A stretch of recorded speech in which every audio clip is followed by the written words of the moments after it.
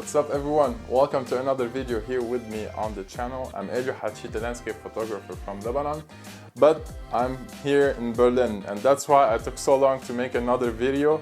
I'm so happy that the last video that I did, the review about the X-E3 Fujifilm, had so many comments, I had so much reaction, and I'm very happy about this video. Now, move on to this camera. And I have a video why I decided to take this camera instead of the X-E3. You can check it out on my channel. Now on today's video we're gonna talk about this camera, the pros and the cons. I'm gonna share with you a few photos, the beauty of this camera, and I'm gonna share with you some disappointment and mistake that I did along the way with having this camera. I have this now for 3 months now. This camera has been released for 4 years already. It's almost out of stock every time. I was very glad to have one from Beirut for $1,400. In Europe here, it's pretty expensive, 1,699 euro. I don't know why they do this. It's not even the taxes, it's more than the taxes. So yeah, I decided to buy this from Beirut because it was fairly priced as it's priced from the company. Let's move on now. We're gonna talk about the photo. I'm gonna share it with you, the experience. Now I got this camera to share and to take photos of my family, of my daily life. So this travels with me everywhere I go, and I'm gonna share with you how I store it with me. And now we can go through the photos together. So we start with the photos that I took in Beirut before I left. As you can see, this one, it's very blurry. That's Otis. And I decided to show you this picture because Otis was with us, was safe from the street, and we took him over, and now he's in Berlin. We find him a safe house and we're so happy. He stayed with us 1.5 years almost. Now, if you see that the focus is on the nose and the left is blurry, but I love this photo. It's like the blue, his beautiful face, it makes a lot of sense. Lebanese food, that's for sure, like I said. Beautiful memories from Lebanon. This is Berlin. Let's skip, and yeah, still we're here in Beirut. Also here, this one. Now here when I moved into Berlin, and we moved in October when it started to have the fall, the beautiful colors of the yellow colors. You can start to see them here. These shots like mostly in f2, all of the photos. And here we're having the sun, which is rarely what we see. The U-Bahn, some nature photo with Bella, my dog. It's freezing cold, the water, but she doesn't mind being in the water. And here, as you see, Bella, she was doing a camouflage with other dogs to take some treat too. Yeah, and here she was super curious about the pelican. I don't know how you say it in English. I know it in French. And here another photos. Yeah. Now here this photos that I took in Amsterdam. I traveled there for Thanksgiving with friends. It's also beautiful. Even the cement truck have the rainbow flag on it. Yeah. This one I cropped it and I posted on Instagram, so I didn't take the whole photo, so I cropped like this here. Yeah, as you can see, like, it's nice to have this camera everywhere you can go, and there's so many benefits of having it with you. Now I took this amazing shot. Like, I didn't plan to go for photography on this spot at this moment, but I saw this in front of my eyes and the camera was with me. I was able to capture this scene. Now adding the subject here, walking through, it's like so dreamy. Me and Bella and my long hair before I cut it with myself. Yes, another shot from the side, underground. Now I'm gonna get you through this photo later on and tell you what's the issue with this photo. I wanted to have a faster shutter speed, and I'm gonna tell you about it later, what's the issue with it. This is minimalist and it's nice actually. I like the lines in it. Now that's the beauty part of my life moving to Berlin. I have a kid now, and there's another photo here with Bella. So now you saw the photos. We can talk now about the pros about this camera. For sure now, I can start with the leaf shutter. So it's silenced. You don't hear the shutter when you click. And you have a plus AMD filter built in. You can switch it on and off. When it's helpful for you, you can, when there's so much light during the day and you want to shoot f2, you don't have to put anything. It's just one click and it's already there. The EVF here, you can see through it, or you can use the the OVF, or you can use it electronic viewfinder, so you can switch in between, which is very lovely. Most of you know this already. The ergonomics of this camera, the lightweight, the slim side of it, the film simulation that Fujifilm offers, and the recipes that there are available online. The tilting screen, it's so nice that you can take a photo like from low level without lowering yourself, which I had this issue with the XE3, and a built-in flash. If you're indoor with families and friends, you want to shoot a scene and there's not much light, you can always put the flash on. Now I come to the cons, which is pretty sad to say about this stuff. The exposure compensation, every time I pull it from the bag, it's like shifting, it's soft. This one here, it's always changing. I usually put it above 0, but it's always changing. Slow focus. It have a very slow focus, and it's sometimes, most of the time, it doesn't pick up focus. It's not a big issue, but I mean, it's there. And regardless of the slow focus, it's noisy. Here, let me try to make sure you hear it.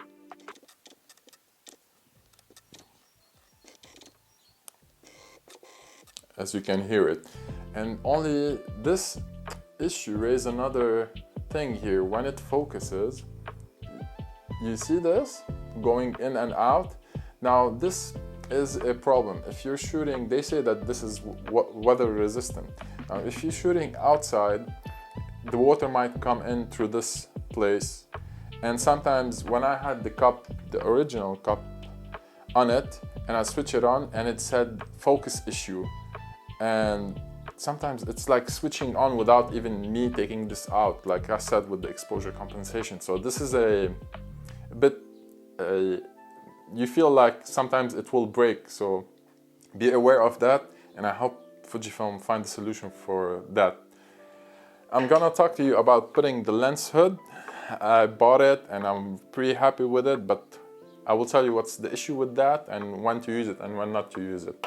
Another thing that, like I said, it have a benefit of side, like to tilt the screen, but you don't have side tilting screen. So whenever you want to shoot portrait like that from a low angle or high angle, you cannot do anything about it. And I don't know why Fujifilm didn't thought about that, even though the X100, XT100, it's the cheapest one that they have. It can fold like that and up and down, which is pretty interesting. When I saw it, I was like, what? Why a cheaper lens have an option better than the X100V? Didn't make sense to me at all. And the last thing, like I said, the price at the beginning, I said to you that it's very expensive, always run out of stock, so it's pretty expensive camera. And I prefer to buy a camera new better than used. Now I bought other cameras which have warranties used. That's a different story. There's a last thing I need to mention that it's very important, and Fujifilm have an issue, and I checked with my Nikon, it's perfect. I had this shot I told you about from the bus going through the tunnel. Now if you select here, if you go and you put to a shutter priority, okay, let's say you put it into 1/100th of a second, and automatically the ISO should go up and fix to the shutter speed that you need. But you're not allowed to put an exposure lock. I don't know why Fujifilm have this issue. I checked in my X-T4, it's the same. Like, I know which photo it will come out when it's 120 of the second taking a photo of a moving subject. A bit blurry, not too much, like you saw it from the camera. And I wanna be in control of the exposure. So this is a big issue. I don't know if someone ran into this issue and no one talked about it, but it's really not nice. Like, you need to be in control of your exposure and you want to set up your own shutter speed. If you had this problem and no one thought about it, just let me know, drop the comment down below, let me know about it. Or if there's a way to fix it. Now we come to disappointment and mistakes that I did. The first, let's say the disappointment. Now I thought in my head that I will use this as a video camera also, but it's not available that much for me. There's no quick button you can move to video mode, even though there's a quick button to move to the ND filter and using the f2. Imagine that, that's a pretty beautiful combination, but it doesn't have a stabilization. So I'm not using much the video in this camera, which is not a big deal actually, but I just had to say it. I wish I could have used it a bit more. That's in a different thing. The other thing, I got the leather cover from Fujifilm, this one. Originally priced 90 euro, but I found it used online. But if you look at the quality of the leather, it's very cheap. It's, I don't know, very cheap. It's not that good.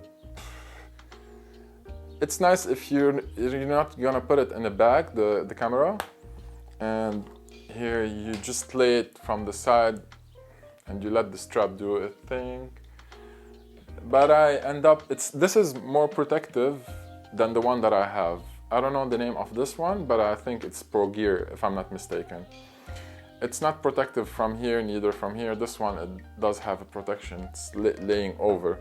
But I love a bit more this one. It's like, it have a matte finish, it's more grippier and a bit more thicker, and it have a thicker base here, which is more interesting. Now we come to the lens hood, this one. So you can find this also anywhere on online, used or new. It's like $45 or euro, and you all need to do is to take this out. Now there's also pros and cons having this one, and you just slide this one in. The good thing about it, it protects the lens from water. Like I said, when you're doing autofocus, it goes in and out. When you have rainy day, you should use that, and when you have really sunny day and you're shooting close to the sun angle, you should preferably put this one. But it's so protruding, as you can see here. It's very protruding, and usually I'm using this bag to carry my camera everywhere with me. I have my wallet, my phone, everything inside. Now if I put this here, I don't have actually my phone inside yet, and you can see it's like it's hitting, it's very sharp, and when I add my phone, it's not nice.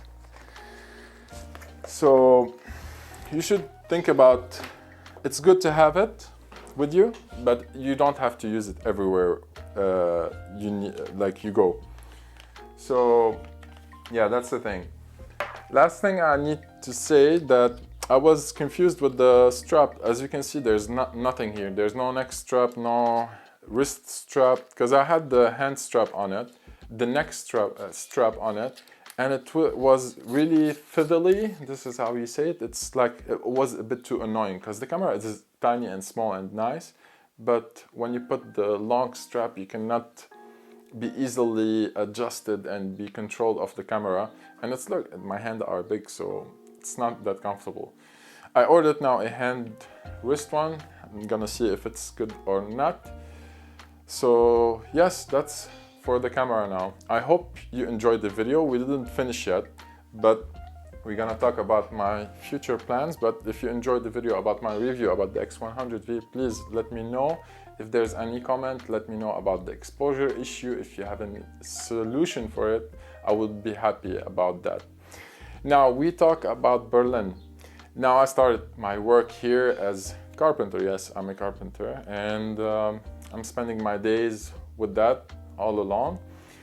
As you know, I'm a landscape photographer, and it's pretty tough being in Berlin because there's not much mountains or landscape that you can enjoy and go to. I went and I took photos of forest. There's a Grünwald close to us. It's nice, but there's not much to it. I would be interested if there's some of you guys in Berlin interested for a walk around with the taking photos of the city. That would be lovely, or we can set up a group to go for a hike, maybe in the south of Germany to the Grünwald. No, Schwarzwald, yes, Schwarzwald, or somewhere else. I would be lovely to join anyone in a hiking trip. That's the thing. The other surprise is that on August we're gonna go to Buenos Aires, and I'm pretty excited about that. Why is that? Because Buenos Aires in Argentina, the south, they have Patagonia, the most beautiful landscape for me. It's very exciting for me, and I can't wait to be there. So I was pretty happy to share this information with you, and I'll be happy to see you on the next video. Tschüss!